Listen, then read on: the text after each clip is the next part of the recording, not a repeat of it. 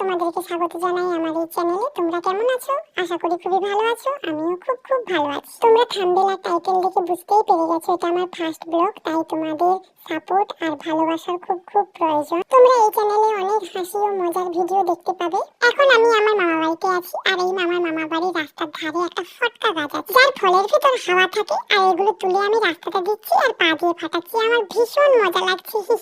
আমার ভিডিও দেখতে হলে চ্যানেলটিকে সাবস্ক্রাইব করে পাশে থাকা বেল আইকনটি প্রেস করে দিন। দেখা হচ্ছে পরের ভিডিওতে। Bye bye.